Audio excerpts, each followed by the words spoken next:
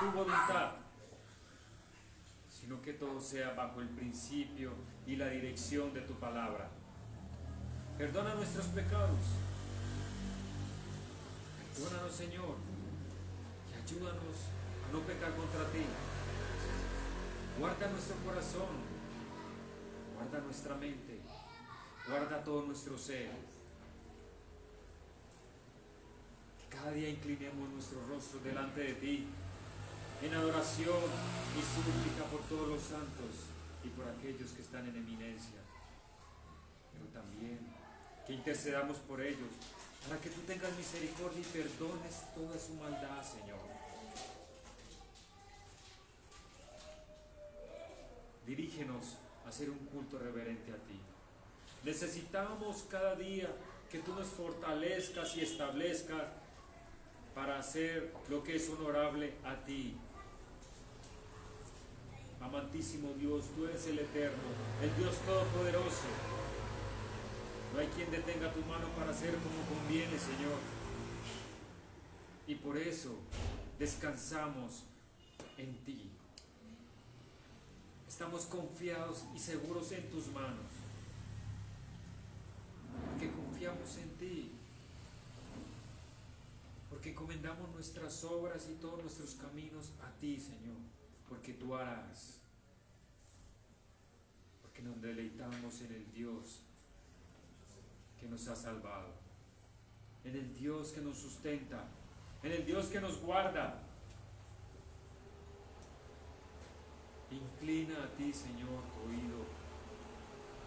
Escucha nuestras razones. Escucha nuestra necesidad de caminar, de ir en este camino que conduce hacia la vida eterna. No nos dejes desviar ni a derecha ni a izquierda, sino conforme a tu voluntad. Ayúdanos a seguir adelante, no nos dejes desmayar. Sabemos que tenemos debilidades, Señor, que tenemos pecados, pero tú, Señor, has perdonado nuestra maldad y nuestra iniquidad. Tu sangre preciosa no ha sido en vano y se ha derramado para ese perdón de pecado. Tu sangre preciosa no es para decir, como dicen muchos, para cubrirnos y proteger de cuántas bendiciones, de cuánta maldad, Señor. Tu sangre preciosa para lo único que tú, Señor, la has derramado es para el perdón de todas nuestras transgresiones. Y ayúdanos a tener cada día esa inclinación a ti, que verdaderamente en nuestro ser haya una devoción honorable a ti, reverente.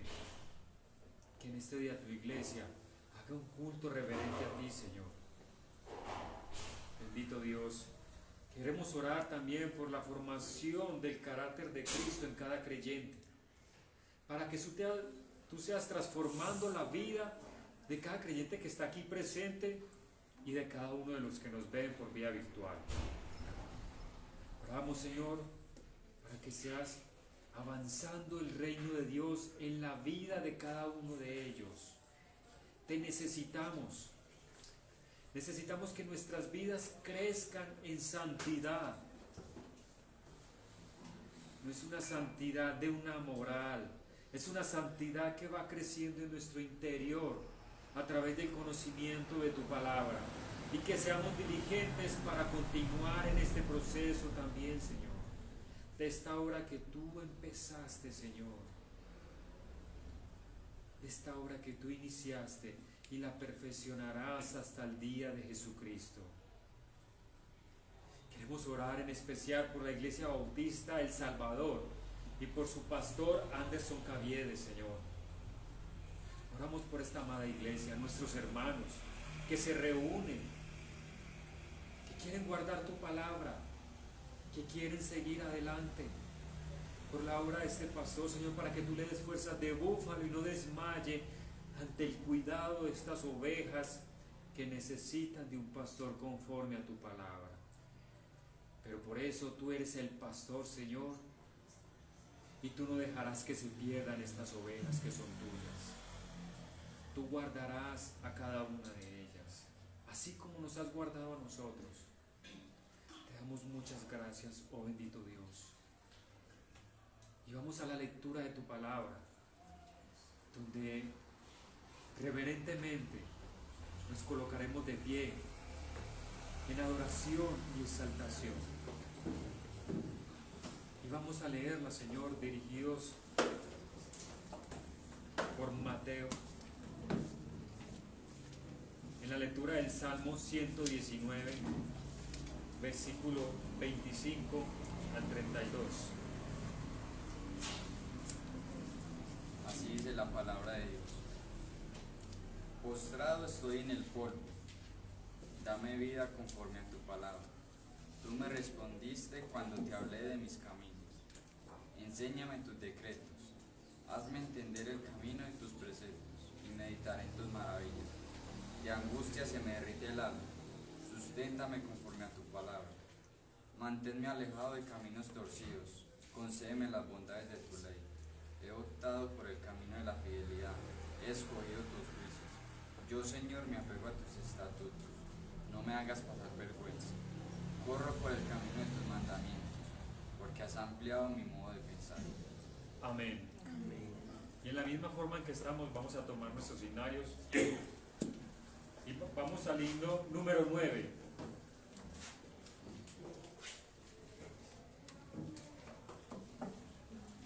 El himno Majestad. Cuando estemos todos listos, decimos amén. Amén. Por favor, unos signarios. Allí hay otro. Allí.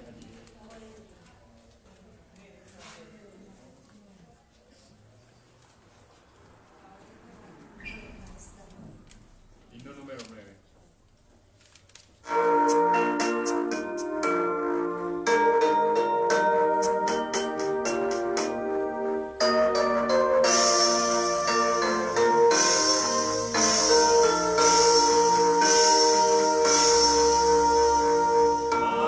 Majestad,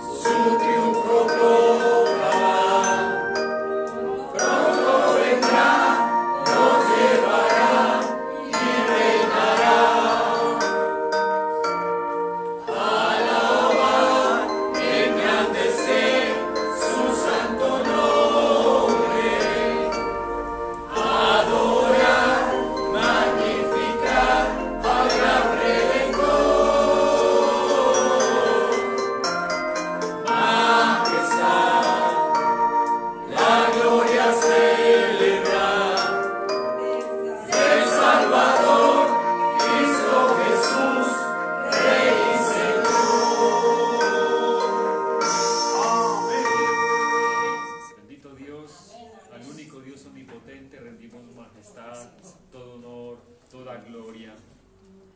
Asimismo, Señor, nos dirigimos al canto número 394, cuando andamos con Dios, para seguirte dándote honra, oh Señor. Tú eres digno de alabanza, tú eres digno de exaltación. Himno 394.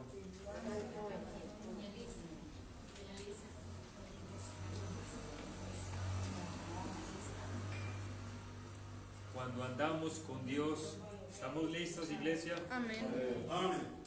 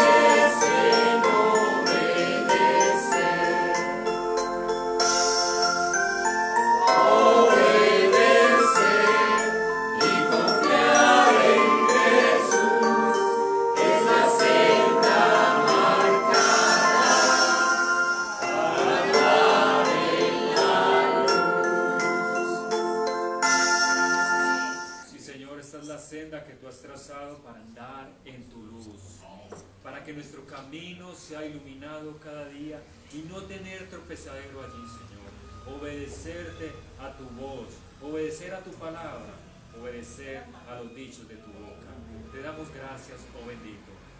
Himno 493. 496, perdón. Es 96. 496. 496.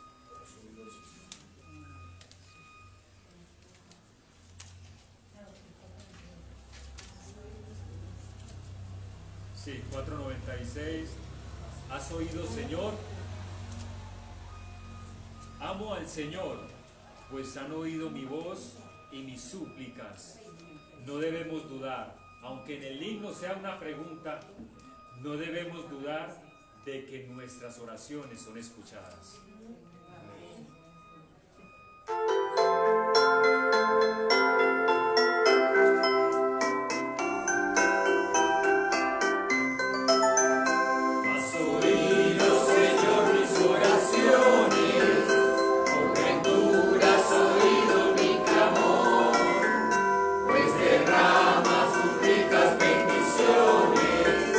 Dame fe y alegría, oh Señor.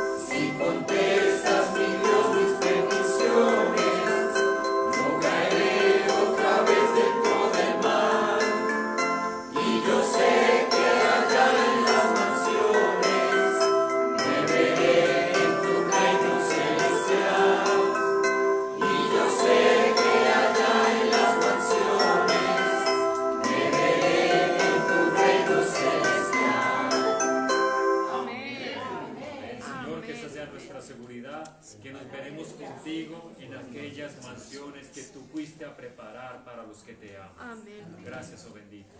Tomemos asiento y vamos a orar de esta forma, dedicando nuestros diezmos y nuestras ofrendas, contribuciones para el extendimiento del reino de Dios, para la obra misionera, para el crecimiento de obras externas, no solo de nuestra iglesia, sino de obras externas también que se hacen para el avance del reino. Bendito Dios, gracias Padre Celestial por darnos este momento en especial para contribuir, Señor, a obra tan maravillosa. Dedicamos estos diezmos, estas ofrendas con acciones de gracias, porque tú nos das este privilegio de poder tener nuestros empleos y poder traer, Señor, lo que corresponde a ti, Señor. Lo que por gracia hemos recibido, por gracia vamos a dar, Señor, porque a ti te ha placido con amor darnos, Señor. De la misma manera, con amor, vamos a retribuir, Señor. Aunque quedan faltantes en nuestra vida, para hacerlo de una manera completa, lo hacemos, Señor, porque tú eres digno de alabanza y de adoración. Y gracias, Señor, porque en nuestro corazón, en estos momentos se inclina a reverenciarte a ti y a dar lo que corresponde. A ti sea toda la gloria en Cristo Jesús. Amén. Amén. Y mientras nuestra amada iglesia va tomando los diezmos y las ofrendas, los voy a dejar en manos de nuestro pastor Héctor, que nos va a dirigir en el culto de este día. Gracias, mi amado consiervo, hermano Mauricio. Tengan todos ustedes muy, pero muy buenos días. Permítanme un segundito, vamos a cuadrar esto porque...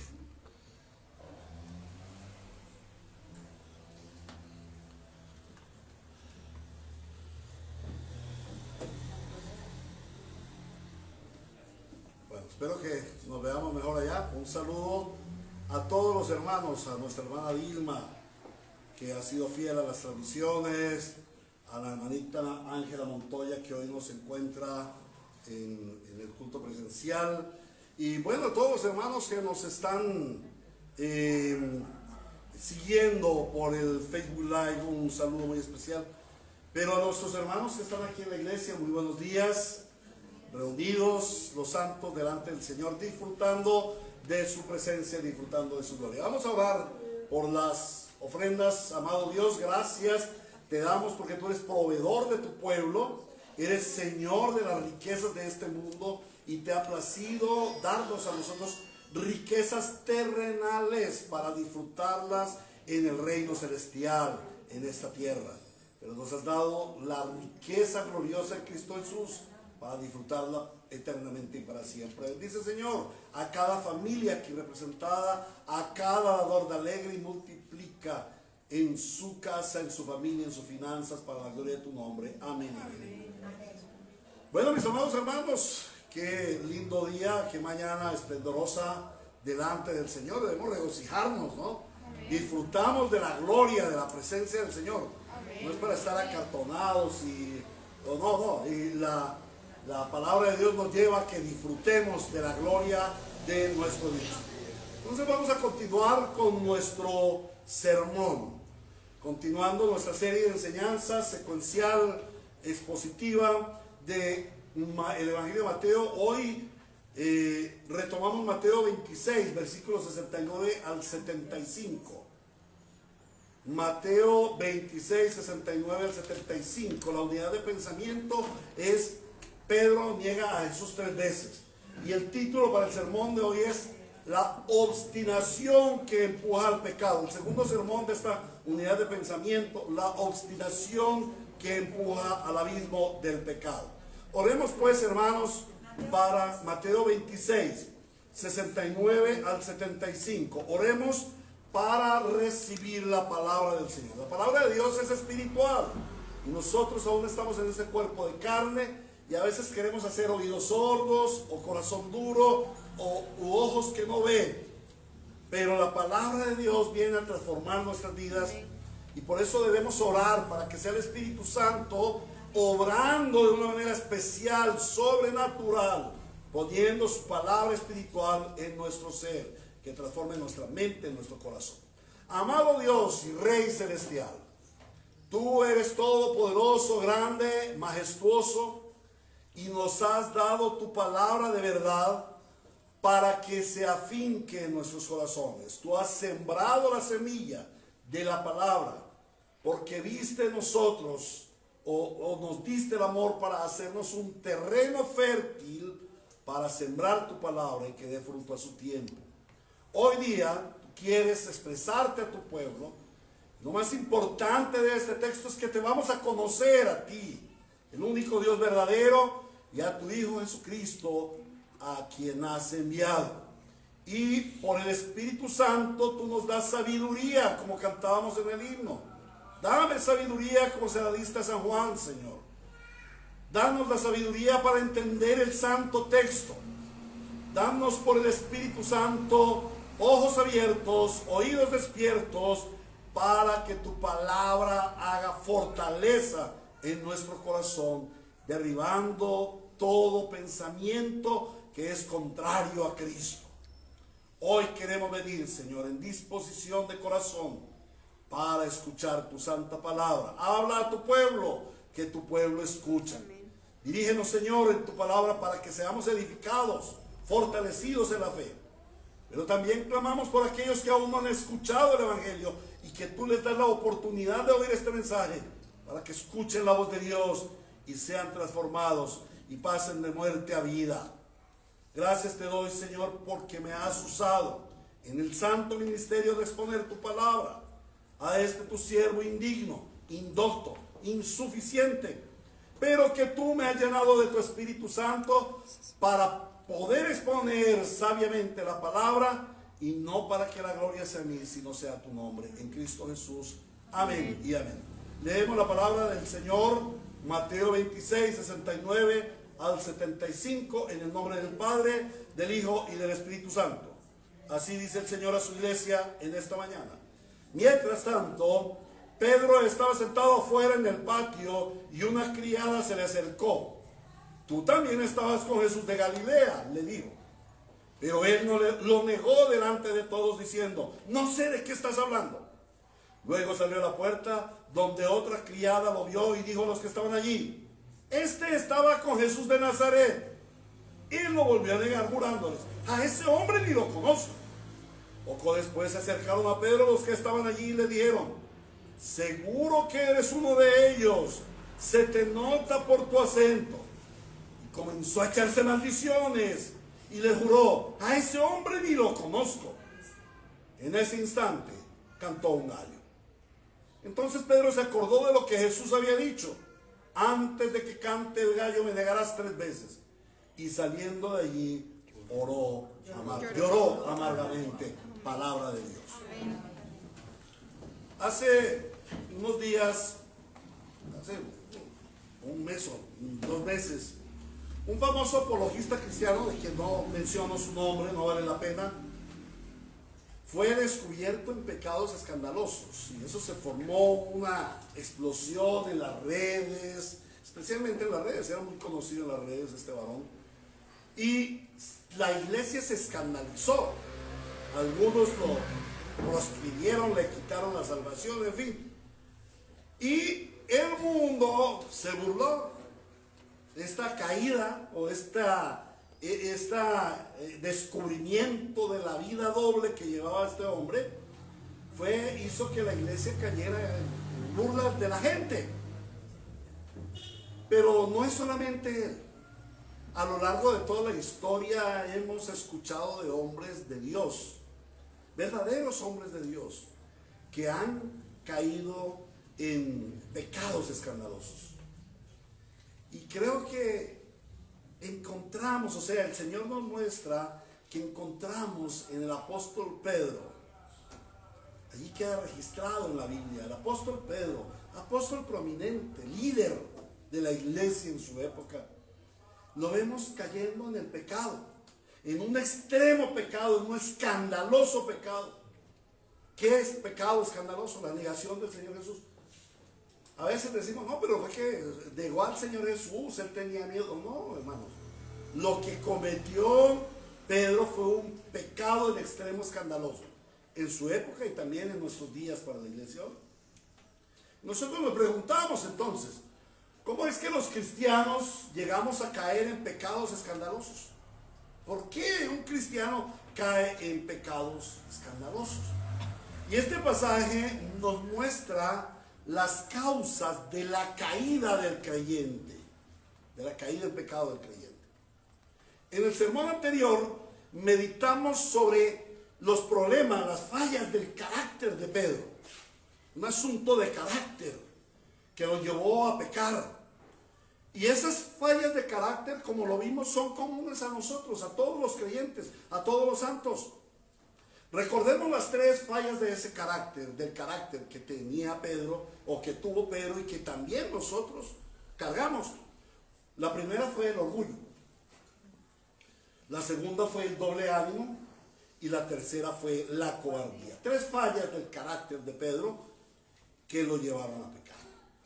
Allí vimos el ser. En esta mañana, en el sermón de esta mañana, el Espíritu Santo nos muestra tres actitudes equivocadas y tres actitudes reiterativas de Pedro que lo condujeron a pecar. Y estas actitudes son comunes a nosotros los creyentes de todas las épocas. Pedro fue obstinado.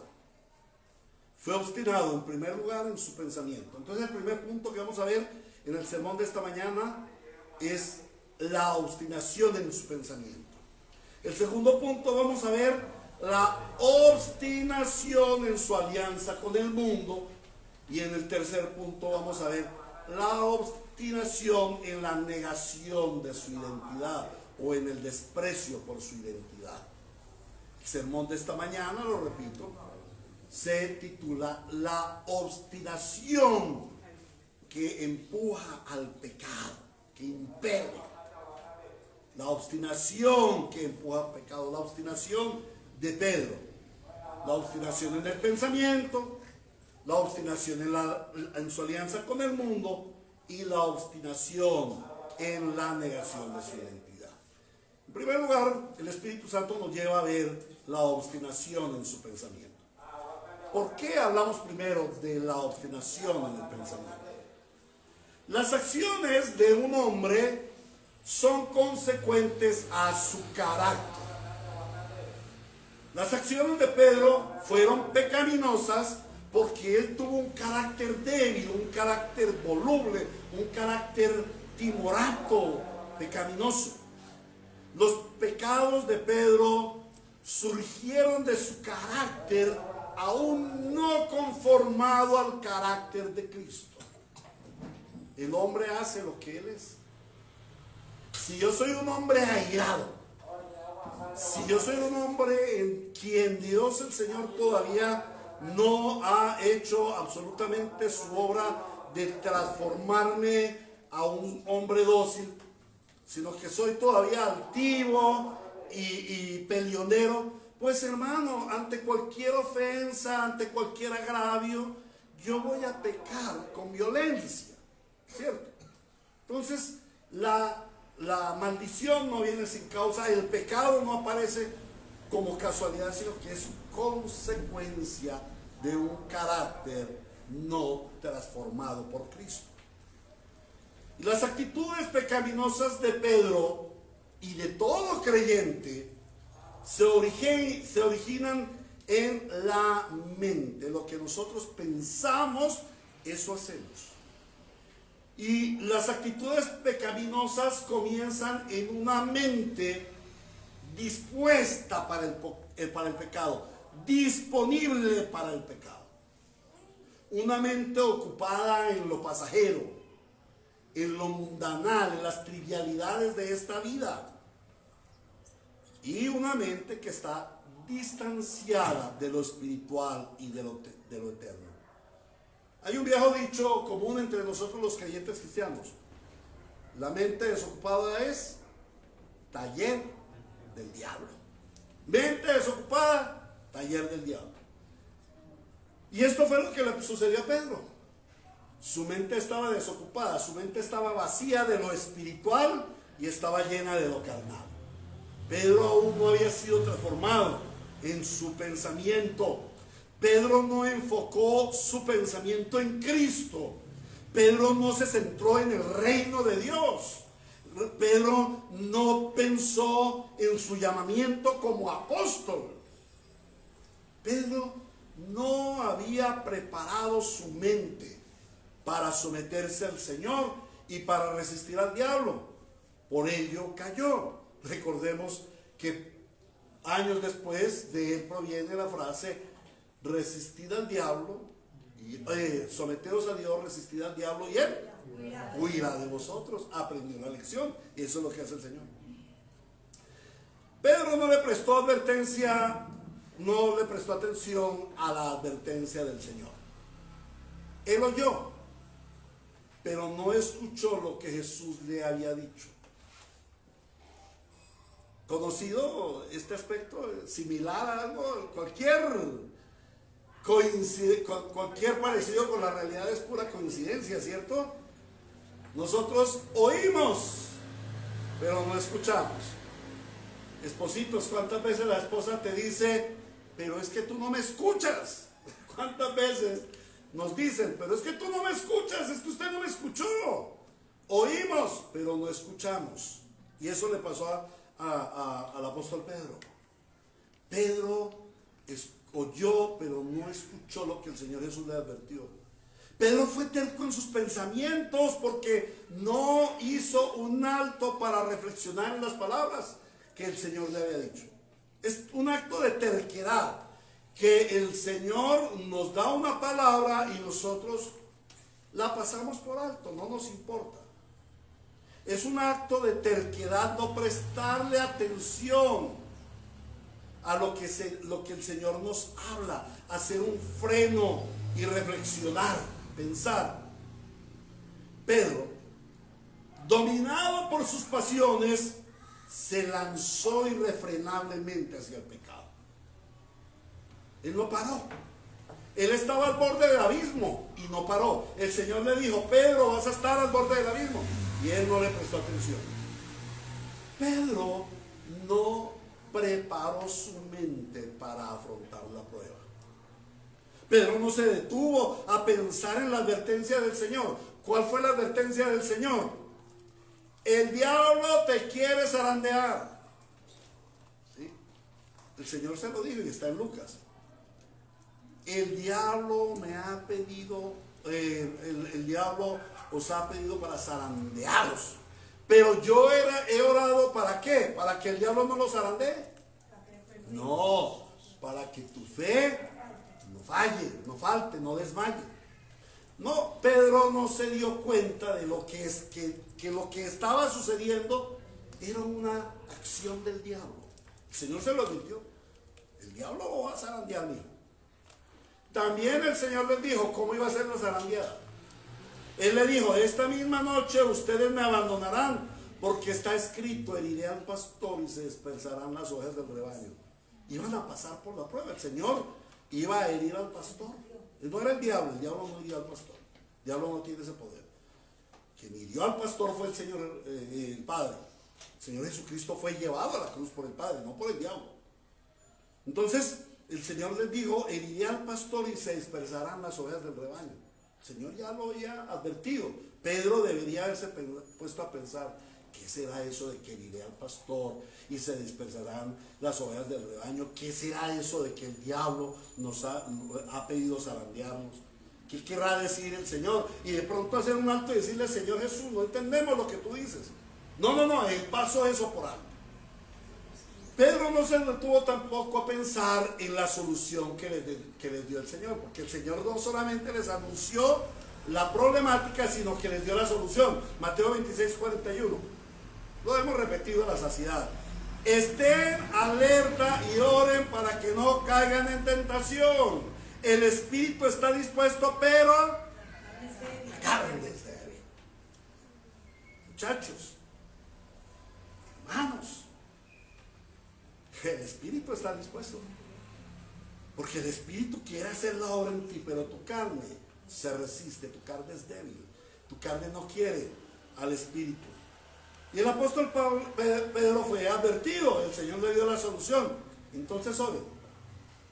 Luego, en Mateo también, perdón, antes, en Mateo 26:32, el Señor le dice: pero después de que yo resucite, iré delante de ustedes a Galilea. O sea, no se concentren en la tentación, no se concentren en la prueba, no se concentren en la zarandeada. Concéntrense en lo que yo les doy la visión.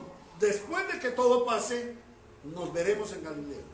Después de que yo sea crucificado, muerto, sepultado, voy a resucitar y nos vamos a ver en Galilea.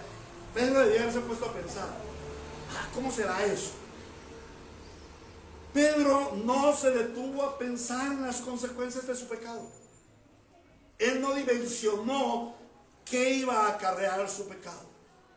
El Señor le dijo: Pedro, te digo que hoy mismo, antes de que cante el gallo, 3 veces negarás que me conoces. Pedro no se detuvo a pensar en eso. ¿Cómo será? Y él no se detuvo a pensar que todo esto iba a terminar en una gran tristeza, en un gran dolor, que el pecado paga terrible, que la paga del pecado es la muerte, el dolor, el llanto. En Mateo 26:75 nos dice: y Pedro salió de allí llorando amargamente. Él no se detuvo a pensar. Y eso sucede con los cristianos. No nos detenemos a pensar cuáles son las consecuencias de nuestro pecado. ¿Cuál es la consecuencia de un adulterio? La destrucción de una familia, la destrucción del corazón de un cónyuge, la destrucción de los hijos, la destrucción económica del hogar y el llanto. Porque ser adúltero produce llanto por más que no quiera, porque es pecado. Pero claro, está ahí la tentación y se mandan redonditos a la tentación. Pedro fue obstinado porque pensaba que estaba muy firme en la fe. No, yo estoy bien con el Señor. Si acabamos de celebrar la Pascua, todos allí reunidos con el Señor, y eso oramos y cantamos el himno y compartimos el pan y el vino y la comida, y ese Judas tuvo que irse porque ese era el traicionero. Yo estoy bien con el Señor. A mí no me va a pasar eso. Además de eso, Él me llamó a estar con los otros 2 en Getsemaní. A todos los dejó allá y a mí me llamó para que fuera ya un poquito más allá cerca de Él. Pedro se sentía que estaba fuerte religiosamente, pero en realidad su pensamiento y su corazón estaba bien distante de Cristo. Uno de los graves problemas del cristianismo moderno es que la fe es emocional y no racional. La fe del cristiano se basa en lo que siente. Como Pedro, los cristianos modernos son dominados por las emociones. Estamos viviendo un siglo en extremo emocional. Ya vamos para 2 siglos, en extremo emocional. Lo que marquen las emociones, eso hacemos. Y la gente, el cristiano es dominado por las emociones. No, es que yo sentí que hoy no iba a ir a la iglesia. Hoy sentí que era mejor hacer tal cosa o tal otra. Ay, yo sentí que en esa iglesia allá no me gusta, no cantan las canciones chéveres que lo ponen a uno a bailar. Entonces no, yo como que mejor me siento mejor en esa otra iglesia. Y así nos movemos por los sentidos, el me gusta y el no me gusta, todo centrado en ello. La fe emocional es obstinación, es pecado. Pero la fe verdadera es una fe racional, una fe que piensa, una fe que hace un alto y evalúa. Es una fe que transforma tu forma de pensar. La fe verdadera transforma tu forma de pensar. Una fe verdadera te lleva a la razón. Por ejemplo, una de las cosas que insistimos en nuestra iglesia: ¿por qué cantamos himnos si a la gente ya no le gustan los himnos? Eso parece muy viejo, muy antiguo, eso es arcaico, eso es para los abuelos. Los jóvenes hoy no debieran cantar himnos. Para eso ya hay canciones chéveronas, movidas, y hay danza en la iglesia y todo eso. Un momentico. parece bonito, pero reflexionemos, paremos. ¿Es ese el culto que gusta al Señor? ¿Eso es un culto para Dios o es un culto para satisfacer mis vanidades, para satisfacer mis emociones? Es un ejemplo claro de cómo somos gobernados por las emociones y cómo la fe verdadera es una fe racional. Entonces por eso nos esforzamos en enseñar lo que la Biblia dice, para agradar a Dios, como lo dice Efesios 5:11, procurando en todo agradar al Señor. La fe verdadera transforma tu forma de pensar. Amado, renueva tu mente. Piensa como Dios piensa. Un grave error del cristianismo moderno es que no piensa como Dios piensa. Y a la vista está que cuando nosotros predicamos o enseñamos cosas de la palabra que no se conforman a nuestras emociones, que no se conforman a nuestra forma de ser, decimos no, yo no acepto eso. Yo recuerdo cuando castigaba, corregía a mis hijos con vara de corrección. No, eso había una oposición, pero es que ustedes todavía creen en eso de la Biblia, todavía. No, eso es para el tiempo pasado. Nos enseñaba el hermano que cuando los hijos eran desobedientes, ¿qué hacían con los hijos? Los sacaban fuera del pueblo y los apedreaban hasta magullarlos. ¿Cierto que no? Hasta matarlos. ¿Qué tal que eso sucediera hoy? No habría niños, no habría hijos. No, mentiras, habría muchos hijos obedientes y ordenados y disciplinados. Porque ¿qué hizo el Señor con Israel? ¿A cuántos hijos mataron? La Biblia creo que no registra sino uno, creo que a dos máximo. Deshonraron a su padre, desobedecieron a su padre, lo sacaron y lo apedrearon. ¿Y qué dijo el Señor? Para erradicar el mal de mi pueblo. ¿Cuántos más deshonraron a sus padres? Les daba miedo, porque los sacaban fuera del pueblo y los apedreaban hasta morir. El Señor tiene razón, pero a veces decimos, no, es que a mí me parece que mejor es la psicología, mejor es llevar a los niños por el camino de la comprensión, por el camino del diálogo. Ponte a dialogar con el pecador a ver cómo te va. Eso fue lo que le pasó a Pedro, como lo vamos a ver ahorita. Hermanos, debemos renovar nuestra mente. Piensa como Dios piensa. Romanos capítulo 12, versículo 2 dice: no se amolden al mundo actual, sino sean transformados mediante la renovación de su mente. Así podrán comprobar cuál es la voluntad de Dios, buena, agradable y perfecta. ¿Por qué debemos pensar como Dios piensa? Porque Él es bueno, agradable y perfecto.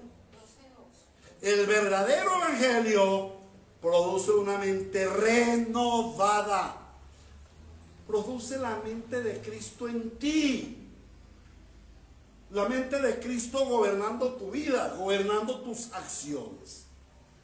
Entonces, la primera acción testaruda, la primera acción obstinada de Pedro fue una mente no preparada para la fe. La segunda actitud de Pedro, que nos revela el Espíritu Santo, es la obstinación en su alianza con el mundo. El Señor Jesús había advertido a sus discípulos que ellos iban a pasar por la prueba dura, y también les había instruido de cómo iban a salir airosos de la prueba. Lo repito, 26:41, estén alerta y oren para que no caigan en la tentación. El espíritu está dispuesto, pero el cuerpo es débil. ¿Qué debe hacer el cristiano cuando se enfrenta a las diversas pruebas? Toda la vida el cristiano se ve, o los cristianos nos vemos enfrentados a diversas pruebas. Pruebas en la iglesia, pruebas en nuestra fe, pruebas con la familia, pruebas con los hijos, pruebas con las finanzas, pruebas con el empleo. En todos somos probados frecuentemente. Nosotros no salimos sino de una prueba para la siguiente.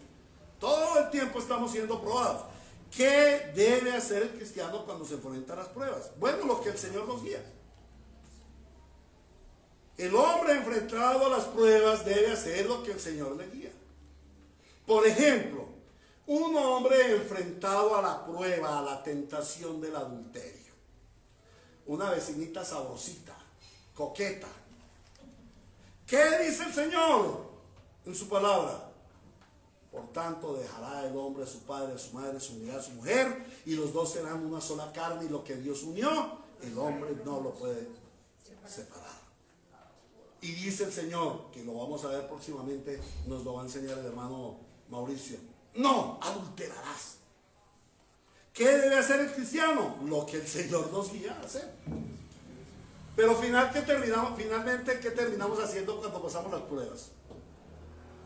En nuestra terquedad, en nuestro afán, en nuestras pasiones mundanales, lo que nuestras emociones nos empujan a hacer. Y eso fue lo que sucedió con el apóstol Pedro. ¿Qué debía haber hecho Pedro en esta situación? ¿Con quién debería haber estado Pedro ante esta situación? ¿A dónde debía haber ido Pedro en esta prueba? Pedro debiera haber obedecido al Señor y dedicarse sosegadamente a la oración. Eso fue lo que dijo el Señor: velar y orar para que no caigas en la prueba. ¿En cuál prueba? En la que les acabo de decir, que ustedes me van a huir, me van a abandonar, y en la prueba de que usted me va a negar 3 veces. Vele y ore para que no caiga en esa tentación. Pedro debiera haber buscado el lugar de Dios para estar en el secreto con Dios. ¿Cuál era el lugar de Dios? Quizás haberse quedado allí en Getsemaní. Quizás haberse ido para el aposento alto. Y si las puertas del templo estuvieran abiertas, o por lo menos sus atrios, ir a los atrios y orar como lo hacía el salmista David. ¿Qué debiera haber hecho Pedro? ¿Con quién debiera haber estado Pedro? Él, como líder de los apóstoles, debiera haber guiado a sus consiervos a la oración. Hermanos, estamos pasando por tiempos difíciles. Hay manifestaciones por la injusticia social, por las problemáticas económicas, por la pandemia. ¿A qué invita el mundo? Salgamos a protestar, salgamos a tirar piedra, salgamos a gritar, salgamos a injuriar al gobierno, ¿cierto? Salgamos a robar. Entonces, eso es lo que incita al mundo. ¿Y qué tal el pastor aquí el domingo? Hermanos, el martes va a ser la marcha crucial. Los sindicatos, los maestros, los obreros, los camioneros, todo el mundo va a salir a marchar. La iglesia va a marchar con ellos. ¡Wow! ¡Qué bonito!, ¿no? Esas son las emociones. ¿Qué dice el Señor? ¿Que salgamos a marchar y a protestar? No, el Señor dice: velar y orar. Entonces el hermano Héctor, ante esta situación, y como ya lo hemos hecho, convocamos a orar. Y como lo hicimos ahora, oramos por la nación, por los gobernantes. El miércoles, para los que no saben, vamos a tener aquí una reunión de algunos pastores que hemos querido tener comunión, algunos 10 pastores que vamos a estar reunidos aquí. ¿Y qué vamos a hacer? Orar por la situación, orar por nuestros gobernantes. Porque es lo único que realmente puede servir de la iglesia en este mundo malo. Clamar al Señor para que Él obre sobre nuestra tierra. Es lo que dice su palabra, ¿no? Pero ¿qué hizo Pedro?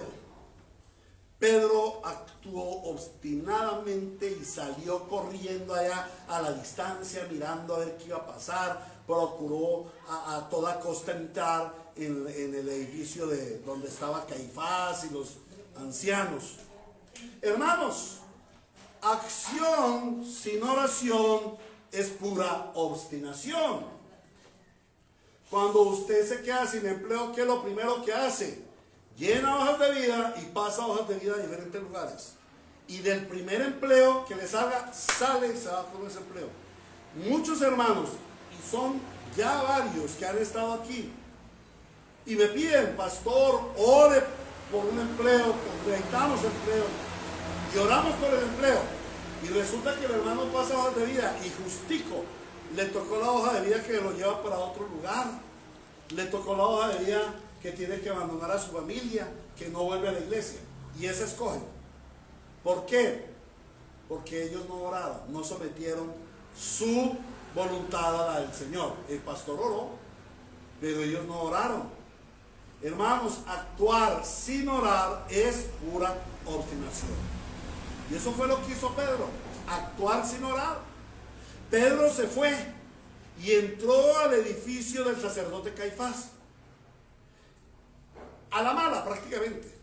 Porque Juan iba con la comitiva que había apresado al Señor Jesús.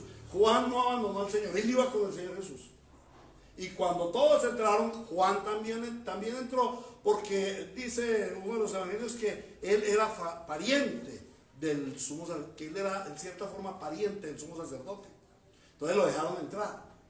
Pero como Pedro no era pariente, entonces Pedro, ay no, mire, llamen a Juan y a ver si él me deja entrar. Y Juan fue, intercedió y lo dejaron entrar.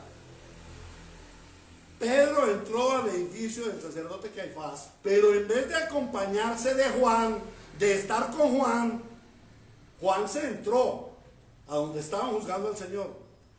Pedro se quedó afuera, en el patio. ¿Con quién? ¿Quién estaba en el patio? Los criados. Los criados. Los guardias. ¿Se acuerdan que era una turba la que fue a apresar al Señor Jesús? Allí habían desocupados, vagabundos que no tenían que hacer. Mire, Jerusalén esa noche estaba quieta, acallada, la gente estaba durmiendo porque al otro día, porque ya era el Shabbat, ellos tenían que, al otro día no era el Shabbat, sino que era la Pascua, entonces ellos tenían que estar dispuestos para la fiesta de la Pascua. Entonces ellos, la ciudad estaba aquietada. ¿En dónde había movención? En la casa de Caifás. Ese era el lugar, la esquina del movimiento. Y allá estaban los vagos que no tenían nada que hacer, que no tenían familia, los que fueron a dar falso testimonio, los guardias del templo, que eran como la policía, ellos eran judíos también. Y cada paso que Pedro dio hacia ese lugar y hacia esa gente, lo apartaba más de Cristo. Ese era el descenso hacia el infierno del pecado que iba a cometer. Pedro en su terquedad acudió al lugar en donde se iba a madurar la tentación. Mientras Juan estaba en el salón siendo testigo del juicio legal contra el Señor, y gracias a Juan sabemos qué fue lo que pasó, porque él salió y después cuando se escribió el evangelio, él lo transmitió. Después de que él salió, él lo transmitió a los discípulos. Les dijo, esto pasó allá en la casa del sacerdote Caifás. El Señor Jesús fue juzgado injustamente y él mostró todo. Y Pedro no estaba con él. Mientras Juan estaba siendo testigo ocular de ese juicio, Pedro se quedó afuera. ¿Y qué sucedía afuera? Era un lugar frío. Era un lugar peligroso para Pedro. ¿Por qué era un lugar peligroso? Porque él estaba ante hienas, ante serpientes. Ya lo vamos a ver por qué. Era un lugar inapropiado para Pedro como apóstol del Señor. Y va a ser fácil que él cayera en pecado. Pedro se acompañó de personas perversas, mundanales. ¿Quiénes eran? Fueron aquellos que se gozaron con el sufrimiento del Señor Jesús, que se burlaron del Señor Jesús, los que le trajeron preso ilegalmente. Eran sirvientes de los enemigos del Señor. O sea, eran sirvientes del diablo. Eran blasfemos, burlones, se burlaron de Pedro. Usted de los galileos esos, mire, él también estaba ahí. Se burlaban de él, eran burlones. Y eran blasfemos. ¿Por qué eran blasfemos? Porque se refirieron al Señor Jesús como Jesús de Galilea. ¿Sí? Hoy en día decir el Galileo para muchos suena bonito, el Galileo, el Nazareno. Pero en esa época era un apodo despectivo. Porque según ellos los espirituales eran los de Jerusalén, los jerosolamita. Me enredo un poquito con este término. Los de Jerusalén. Ellos eran Los espirituales, ¿por qué? Porque estaban junto al templo, porque estaban junto al Sanedrín. Entonces ellos eran los espirituales. Los galileos, esos ni judíos eran. Esa era una partida de bandidos. Por eso dice la palabra acerca de Galilea, que Galilea de los gentiles, ¿cierto? Galilea de los gentiles. Ellos consideraban que los judíos galileos eran gentiles, eran mundanos. Decirle ese Jesús de Galilea era decirle ese profeta mundano, ese maestro mundanal. Decirle Jesús de Nazaret ha salido algo bueno, decían los ancianos. ¿Y es que acaso de Jerusalén ha salido algo bueno? Nunca. Estos eran apodos ofensivos contra el Señor, menospreciaban la dignidad de Cristo. Y Pedro se juntó con ellos. Pedro en su terquedad se olvidó que hacía solo unas poquitas horas había hecho alianza con Cristo. ¿Cómo había hecho alianza con Cristo? En la Santa Cena. La Santa Cena es una alianza, es el recordatorio de una alianza. El Señor les dijo: coman este pan porque es mi cuerpo entregado por ustedes. Beban esta copa que es mi sangre de la alianza con ustedes. El Señor Jesús había hecho alianza, pacto, unidad. Y Pedro se olvidó de esa alianza. Y ahora iba y en su doble ánimo se aliaba con los impíos. Pedro estaba en el lugar equivocado con la gente equivocada. Y bien lo dice la palabra en 1 Corintios 15:33. No se dejen engañar.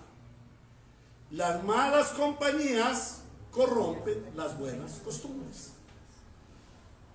Muchos creyentes al enfrentar las pruebas actúan obstinadamente como Pedro.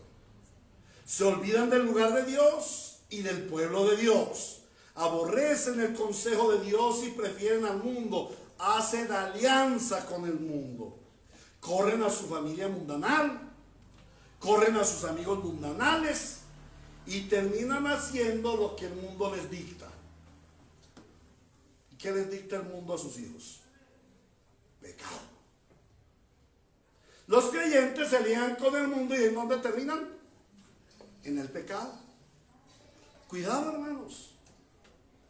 Porque es muy bonito venir aquí a la iglesia el domingo y disfrutar y comer empanadita y tomar cafecito y hablando unos con los otros y abrazarnos y hasta nos decimos: hermano, te quiero mucho.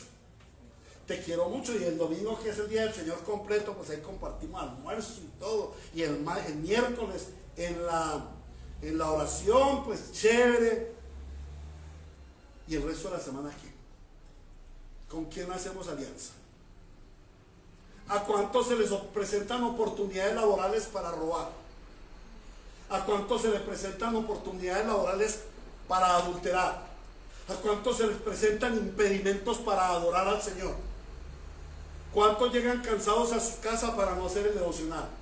Porque se lían con el mundo. ¿Sí? La alianza con el mundo es desagradable a Dios. La amistad con el mundo, dice el apóstol Santiago, es enemistad contra Dios. Y muchos cristianos aborrecen la amistad con Dios, la alianza con Dios, la alianza con la iglesia. Salmo 1, 1 y 2 nos es claro y dice: dichoso el hombre que no sigue el consejo de los malos, ni se detiene en la senda de los pecadores, ni cultiva la amistad de los blasfemos. O sea, que no hace alianza con el hombre, con el mundo. ¿Qué le sucede al hombre o al creyente que no hace alianza con el mundo? En Reina Valera, a mí me gusta. Nosotros usamos esta versión internacional aquí porque es un poquito más clara. Pero el término en Reina Valera es muy hermoso. Bienaventurado. Buena ventura, extrema dicha, mucha alegría, suprema felicidad. ¿Qué produce el no hacer alianzas con el mundo? Suprema felicidad. Entonces, ¿qué produce el hacer alianzas con el mundo? Suprema desgracia, suprema tristeza, suprema llanto, como le pasó al apóstol Pedro. Y sigue el versículo 2, sino que en la ley del Señor se deleita y de día y de noche medita en ella. Qué lindo. ¿Con quién debemos hacer alianza? Con la palabra. ¿Con quién debemos evitar la alianza? Con el mundo. El Señor ha provisto para el cristiano un lugar especial y personas especiales para que estemos en alianza con ellos. ¿Cuál es ese lugar? El lugar de su presencia. El lugar de su presencia. ¿Cuál es el lugar de su presencia? Tu intimidad con Dios, tu devoción, tu intimidad familiar con el Señor. ¿Cuál es el lugar de su presencia? La iglesia, hermanos. Esta mañana será nuestra oración. Disfrutar de la presencia de Dios, de la gloria de Dios descargada en este lugar. Quizás tú no lo sientas, pero yo creo que Mauricio, yo creo que yo, al predicar la palabra, sentimos el peso de la gloria de Dios sobre nosotros. Y algunos de los hermanos lo sienten, el peso de la gloria de Dios. Dios está hablando a mi vida. Amén. Amén. El Señor nos ha provisto en un lugar especial, la iglesia, de hermanos hermosos, piadosos. Nos ha rodeado de gente muy especial. Los hermanos siempre tendremos para ti oración, consuelo, ánimo, comprensión, corrección, esperanza y amor de Cristo. Cuando estés agobiado por la prueba, corre a Cristo y a la iglesia y no hagas alianzas con el mundo. Ya hemos visto dos actitudes obstinadas de Pedro: su mente obstinada y su alianza con el mundo pecador. La tercera actitud obstinada de Pedro, por la cual cayó al foso del pecado, que nos muestra el Espíritu Santo en el pasaje, es la obstinación en la negación de su identidad. Primer libro de Samuel, capítulo 15, versículo 23. Primero de Samuel 15, 23. Porque como pecado de adivinación es la rebelión, y como ídolos e idolatría la obstinación. Lo he tomado de la Reina y Valera. Porque como pecado de adivinación es la rebelión, y como ídolos e idolatría la obstinación. La obstinación es una actitud, es un pecado arrollador, progresivo. Es como una bola de nieve que baja de la montaña. Cada vez se hace más grande e ingobernable.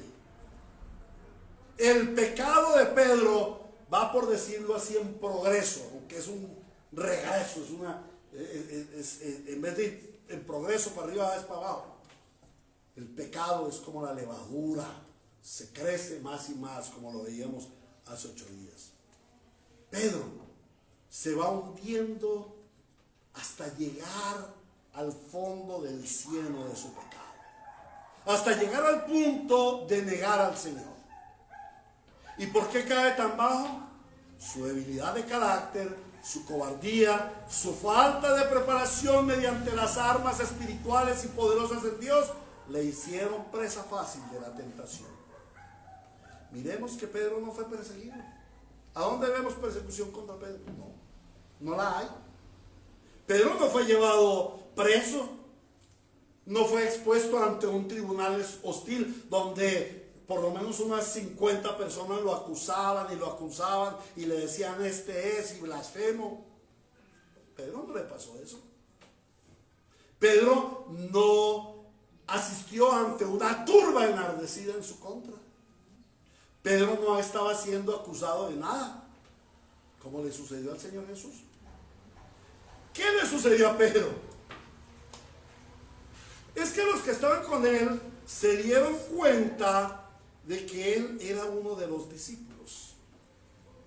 Se dieron cuenta. Ese es un discípulo. Y Pedro se llenó de miedo Y ante unas simples criadas y unos simples guardias del templo, él los vio como grandes autoridades y los vio como monstruos hostiles que le iban a atacar. Él se llenó de pánico, se paniqueó, como decimos hoy en día. Ahora, ¿por qué se dieron cuenta de que Pedro era uno de ellos? Hermanos, Pedro no podía pasar desapercibido. Pedro era diferente de todos los demás. Un cristiano en el mundo es diferente. Un verdadero cristiano en el mundo se nota. Yo llego a un lugar a hacer una fila, o yo llego a hablar en una reunión o algo así. Ese señor tiene algo diferente. Él no es como el resto. Algo diferente de ese señor. Y hay veces a uno se le arriban a preguntar, oiga, señor, ¿y usted qué tiene? Que usted se ve de una manera diferente. ¿A usted le han preguntado eso? Sí, sí les han dicho. Usted es como diferente. Usted es una persona. Claro, usted tiene que verse diferente porque es un cristiano. Si usted no se ve diferente, entonces es como el mundo. Cuidado con eso. Pedro era diferente. ¿Qué pasaba con Pedro? Pedro caminaba con Cristo. Llevaba 3 años caminando con Cristo. Había subido por lo menos a 2 fiestas de la Pascua. Y el Señor Jesús no era desconocido en Jerusalén. De hecho, si él entra a Jerusalén y la gente le rinde, le pone las palmas y lo alaba y le dice el hijo de David, ¿sí? Pues no era desconocido. Y claro, muy seguramente las sirvientas habían visto eso. ¿Y qué decir de la guardia del templo cuando el Señor entra y tumba la mesa de los cambistas y suelta las cabras locas que habían ahí, de todas, las de 4 patas y las de 2 patas? Pues claro, lo reconocían. Y se acuerdan quién andaba con él, ¿no? Pedro ahí pegado. Pues claro que lo iban a reconocer. Por eso la criada le dijo, tú estabas con ese Jesús de Galilea. Y la otra criada se lo confirmó y le dijo, estaba con Jesús el de Nazaret. Pedro tenía la identidad de Cristo. Un cristiano es evidente. Hasta habla diferente. Un cristiano tiene que hablar diferente. Si nosotros oímos hablar a la gente del mundo, los ajos, los ejes y los hijos, esos se alborotan de esos labios, parecen serpientes y escorpiones. Un cristiano no nombra esas palabras. La forma de hablar de un impío es acelerada, loca, insensata. El cristiano es pausado, habla la palabra. Por lo menos eso debiera ser así, ¿o no? ¿Por qué no dicen amén? ¿Qué está pasando? Así debiera ser, hermanos. El cristiano debiera marcar la diferencia. Bueno, en cierta forma, Pedro había marcado la diferencia. Y hasta Pedro hablaba diferente. Ahí está la frase, seguro que eres uno de ellos. Se te nota. Y la versión de Reina Valera dice por tu forma de hablar. Esta versión dice por tu acento. ¿A qué se refiere eso? Marcos 14:70 nos habla de que se refiere al acento galileo. Los galileos hablaban diferente a los de Jerusalén. Los galileos tenían otra forma de hablar, así como sucede con los paisas, hablamos diferente a los del resto de la nación, ¿cierto que sí o no, paisano? Parcero. O los pastusos, con mucho respeto, nuestros hermanos de Nariño, o los bogotanos a la chata. Hablaban diferente. Así lo mismo, en la época, los galileos hablaban de una forma diferente.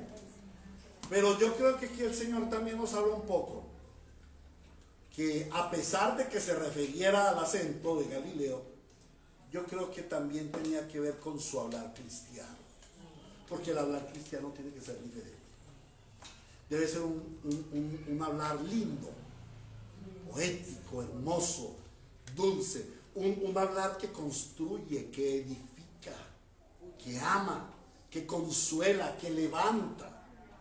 que estimula, que anima, que trae esperanza. Por eso me da mucha tristeza y he tenido que corregir a muchos hermanos que se han metido con eso de las marchas y con eso de la revolución contra Uribe y Duque y el gobierno y los ministros y todo el sistema.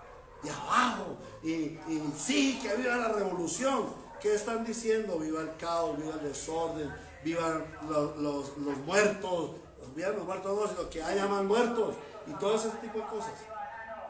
Se están aliando en su forma de hablar con el mundo. Hablan de destrucción, de malignidad. ¿Qué habla un verdadero cristiano? Señor, ten misericordia de esta nación. Señor, trae la esperanza del evangelio a esta nación. La solución de esta nación no son ni las peleas, ni las quemas de buses, ni nada de eso. La solución para esta nación es el evangelio. Crean al evangelio del Señor Jesucristo. Crean al evangelio. El hablar del cristiano debe ser diferente. En las tres oportunidades que Pedro es confrontado, no se le estaba juzgando, ni acusando, ni amenazando. Estas gentes tampoco tenían ningún poder. ¿Quiénes tenían el poder? Pues el Sanedrín, los jueces. Ellos no iban contra Pedro. Ellos estaban contra Jesús. A Pedro solamente se le estaba evidenciando su naturaleza. Usted es un cristiano. Usted es de ese Cristo. Usted anda con ese Señor. Pero la respuesta de Pedro, en vez de ver que no era un ataque frontal, sino que se le estaba evidenciando esa naturaleza, en cierta forma diría yo, el Espíritu Santo le estaba mostrando en ese momento quién era él. Pedro, tú no eres de este lugar. Pedro, tú no debes estar con esta gente. Tú eres de Cristo. ¿Qué haces fuera de Cristo? Vete con Cristo. No. La respuesta de Pedro fue un ataque frontal contra Cristo, como lo veíamos la semana pasada. Su redentor, su maestro, su tutor, pero sobre todo su amigo, el que le había dado toda la confianza. Era un rechazo a Cristo, como si el Señor Jesucristo le hubiera hecho el peor de los males que hubiera sufrido Pedro, después de que le sanó la suegra. El sanarle a la suegra no fue ningún mal, no lo piensen. Después de que lo hizo andar por las aguas del mar, después de que lo llenó del Espíritu Santo, después de que habló palabras santas. Para Pedro, su enemigo fue Cristo. Qué grave pecado es tener vergüenza de Cristo. Qué grave pecado es tener vergüenza de ser cristiano. Y eso sucede con muchas personas. Ah, y usted es cristiano, ¿cierto? ¿Cierto que usted es cristiano? No, yo sí he ido a uno de esos, pero no, yo cristiano, sí. No, yo también rumbeo, yo también tomo trago, yo también robo. ¿Usted es cristiano? No diga eso.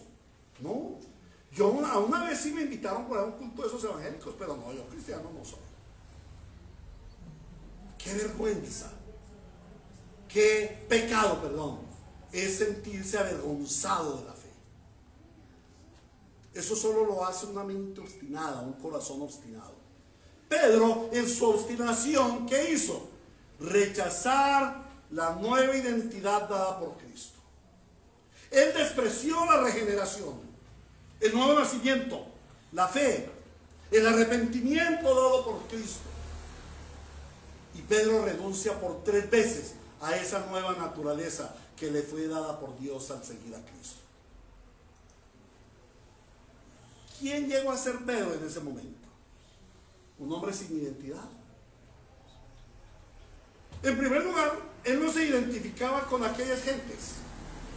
Él no pertenecía a esa comunidad y no podía compartir con ellos. De otra parte, él tampoco estaba identificado con los apóstoles. ¿Por qué? Porque se había alejado de los apóstoles. Entonces no estaba en ese momento en identidad con los apóstoles.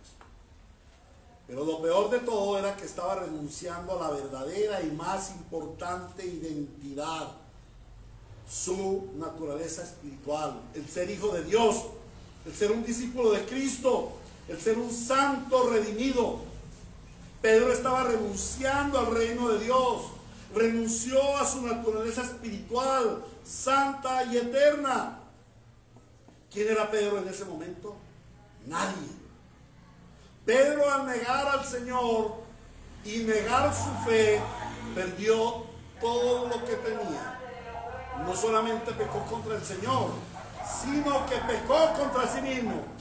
Y esta fue la causa por la cual él, al darse cuenta, se fue a llorar amargamente. El problema de muchos cristianos es el mismo problema de Pedro. Dicen ser cristianos, pero no tienen la identidad de Cristo. No han sido transformados a la imagen del Redentor. Por eso el Señor dice que somos transformados de gloria en gloria a la imagen de Cristo. Ellos no saben qué es ser un verdadero cristiano. Por eso su cristianismo es liviano. A veces sí, a veces no. Ambiguo. Es un cristianismo sin compromiso. Es un cristianismo en el cual se peca permanentemente y se niega permanentemente a Cristo y a la fe que dicen un día haber creído. La salvación que el Señor nos da no se limita a ser perdonados del pecado, a ser librados del infierno, e irnos para el cielo a pasarla bien. No, esa no es la salvación. La salvación no consiste en un cambio de vida, en un cambio de moralidad. No. La redención es el acto divino mediante el cual el pecador es radicalmente transformado en su naturaleza. Es una transformación de identidad, pasando de tener la identidad del diablo, del pecado y del mundo, para recibir la identidad de Dios, una identidad espiritual, santa y eterna, para recibir la identidad de un hijo adoptado por Dios. Alerta, hermano. Esta es una advertencia del Señor. Tu debilidad espiritual y tu obstinación con el pecado sin duda te llevarán a una negación de tu naturaleza en Cristo, porque el pecado es una bola de nieve. Y pecas tanto que al final vas a decir: no, yo la verdad no soy cristiano. No, eso es el cristianismo, eso es para los débiles, eso es para los que no tienen plata, para los pobres. Yo no necesito de eso. Eso es para los enfermos que necesitan un milagro. Yo no necesito de eso. Yo no soy cristiano. Yo ya fui a la iglesia, eso es una filosofía. Eso no me da nada. Cuidado con eso. Muchos hombres, alguna vez piadosos, por no estar atentos a la palabra del Señor, por no estar atentos a los medios de gracia, han caído en terribles pecados, aún de la negación del Señor. Quizás no se pierdan porque el Señor en su misericordia en algún momento los estremece. Pero sí va a ser una vida muy terrible, muy triste, que lleva como llevó a Pedro a un terrible llanto. ¿A qué conclusiones hemos de llegar en la meditación de este sermón? En primer lugar, debemos comprender que por más creyentes, por más santos, por más comprometidos y por más valientes que creamos estar en nuestra fe, no somos más que hombres débiles, con flaquezas, con temores, con necedades, que en cualquier momento, por nuestra obstinación, podemos caer en los más viles pecados. Por eso el Señor lo repite. Es como la quinta vez que lo digo hoy, pero ya llevamos varios sermones repitiendo lo mismo. Velar y orar para que no entréis o para que no caigáis en la tentación. En segundo lugar, debemos aprender que la caída en el pecado no es casual. La caída del pecado no surge porque sí. La caída en el pecado está precedida por nuestra obstinación. Una obstinación en una mente distraída, en una mente desinteresada en Cristo y en su reino. Una obstinación de una mente ocupada en el mundo y en sus ofertas pecaminosas. Una obstinación en hacer alianzas con el mundo y los súbditos del reino de las tinieblas. ¿Para qué? Para alcanzar nuestros intereses mundanales y pecaminosos. Y una obstinación en negar nuestra identidad de hijos de Dios, renacidos en Cristo. Y esto nos lleva a 3 aplicaciones prácticas para nuestra vida de creyentes. La primera aplicación es: arrepiéntete.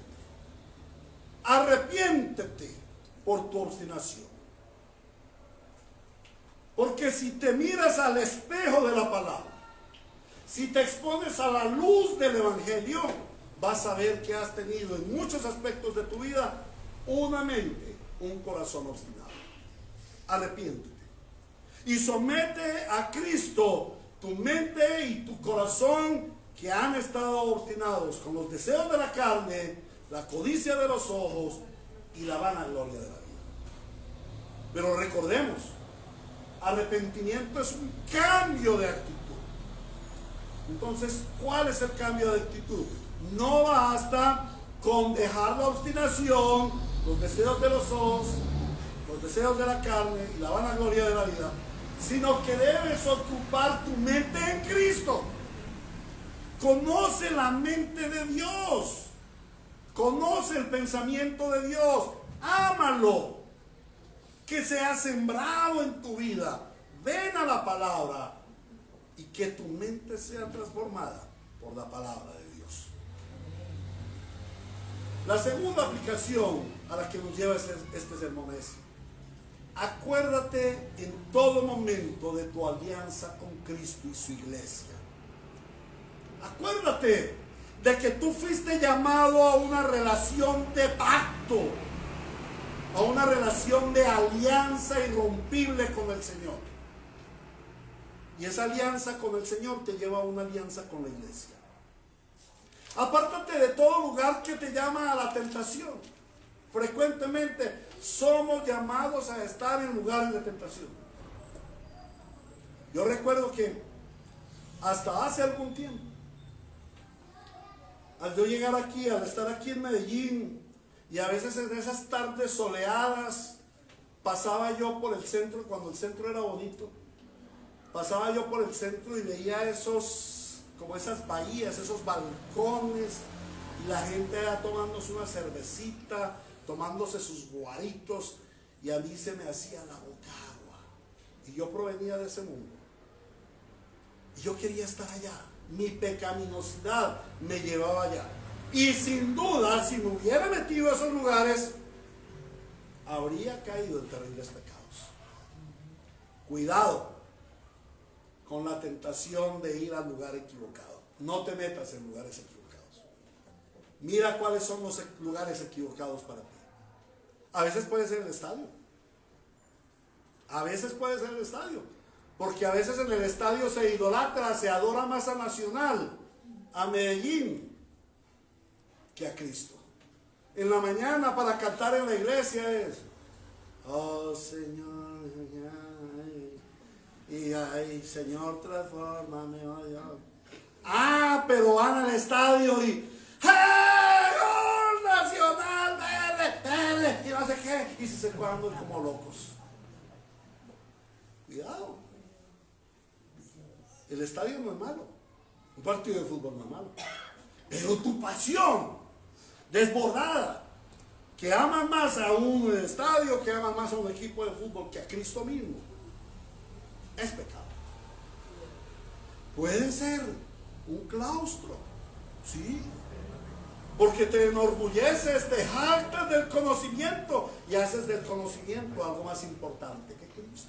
Puede ser tu mismo empleo, tu mismo trabajo, o tu falta de trabajo. Pueden ser tus mismos hijos. ¿Qué lugar puede haber en tu vida en donde te estás aliando con el mundo? ¿Qué lugar y qué personas te llaman a la tentación? Apártate de todo lugar que te llama a la tentación y de toda comunión con pecadores, porque indudablemente, como Pedro, vas a caer en pecado. Y en tercer lugar, afianza cada día más tu identidad con Cristo. Afianza tu fe. conociendo quién eres en Cristo. Un hijo de Dios, un santo, un redimido, un bendecido de Dios, un piadoso, un miembro de la iglesia. Qué bendiciones te ha dado Cristo en su nueva identidad. No lo pierdas, porque muchos cristianos caen porque no están seguros de quiénes son en Cristo Jesús. Y por eso esta iglesia, nosotros con el hermano Mauricio, quienes predicamos, y todo el que venga a predicar, debe conducirnos a identidad con Cristo. Demos gracias al Señor porque en esta iglesia se ha fortalecido nuestra identidad en Cristo. Debemos estar identificados con Cristo. Afianza tu identidad con Cristo. ¿Y cómo la afianzas? En tu intimidad con Cristo. Porque cuando tú intimas con el Señor, entonces tú adquieres esa naturaleza divina. Amén. Amén. Estas son las 3 aplicaciones prácticas. Que el Señor nos asista para no ser obstinados, tercos, testarudos y caigamos en el abismo del pecado. Que el Señor tenga misericordia con su iglesia. Solo a Dios la gloria en su iglesia por siempre. Amén. Oremos. Amado Dios y buen Redentor, nuestro Señor, a ti nos debemos. En ti somos, nos movemos y existimos. Y te damos gracias porque hablas a tu pueblo, para que tu pueblo siga el camino de vida eterna y para que tu pueblo sea protegido de caer en el abismo de la perdición, en el abismo del pecado. Y hoy, a través de este texto y a través del ejemplo de nuestro apóstol Pedro, de nuestro hermano Pedro, a quien veremos en los cielos, nos han mostrado 3 actitudes obstinadas que nosotros también tenemos. Señor, líbranos de tener una mente desocupada para que sea taller del diablo. Ocupa nuestra mente con los pensamientos de Cristo. Que no caigamos en el pecado, porque nuestra mente está ocupada con el mundo, los deseos banales del mundo y del pecado. Señor, líbranos de tener una mente obstinada o un corazón obstinado de hacer alianzas con el mundo.